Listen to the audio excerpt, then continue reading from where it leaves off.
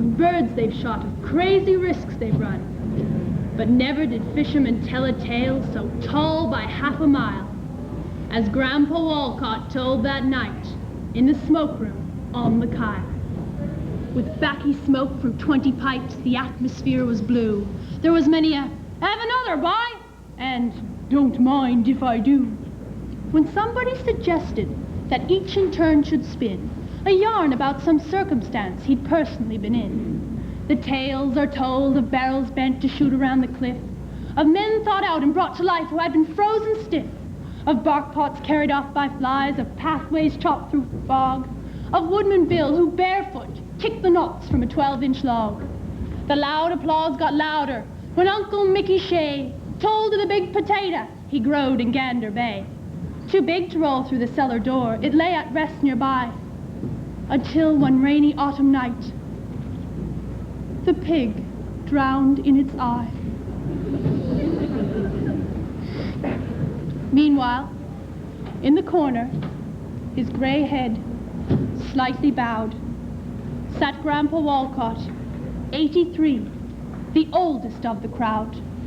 Upon his weather-beaten face there beamed a quiet grin when someone shouted, "Grandpa, it's your turn to chip in." "Boys, leave me out," said Grandpa. "Thanks, don't mind if I do." "Well, all right, boys, if you insist.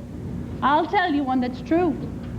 'Tis a story about jigging squids I'm going to relate. It happened in Pigeon Inlet in 1888. Me, I was just a bedlammer fishing with me dad, and prospects for the summer was looking awful bad. The capelin scull was over, it hadn't been too bright. And here was summer, come and gone, and ne'er a squid in sight.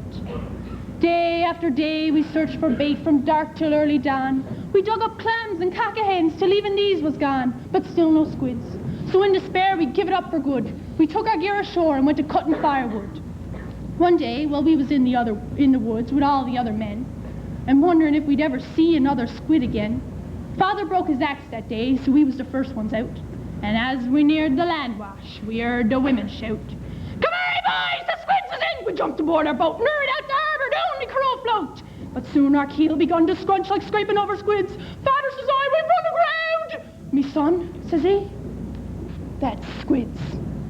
Says he, "The jigger, even out!" And quick as a flash I did. As soon as it struck the water, 'twas gavelled by a squid. I hauled it in, and what do you think? Just as I crossed the rail, damned if there wasn't another squid clung to the first one's tail, and another clung to that one, and so on in the string. I tried to shake him loose, but Father said, "You foolish thing. You've got something was never seen before in Newfoundland, so drop the jigger, grab the string, and I'll end over end." I hauled that string of squids till the boat could hold no more, then hitched it in the horizons and started for the shore. The crews was coming from the woods, they heard the women bawl, but Father said, "Don't hurry, boys, there's squids enough for all." He passed the string till Jonas Brown, till he pulled in enough. Then Jonas passed the string along to his neighbour Natty Cuff. From stage to stage the string was passed throughout the whole night long, till dawn and found it on Eastern Point with Uncle Billy Strong. Now Uncle Billy, quite thoughtfully, before he went to bed, took 2 half-hitches of the string round the pump of his stage head. Next morning, Artley's Harbour heard the news, and up they come, with traps giving 6 pairs of oars to tow the string back home. When Artley's Harbour had enough the following afternoon, the string went on from stage to stage until it reached Carpoon. What happened to it after that, I don't exactly know, but people say it crossed the straits and ended in Port Hope. Yes, tall are the tales that fishermen tell when summer's work is done, of fish they've caught, of birds they've shot, of crazy risks they've run. But never did fishermen tell a tale so tall by half a mile as Grandpa Walcott told that night in the smokeroom on the Kyle.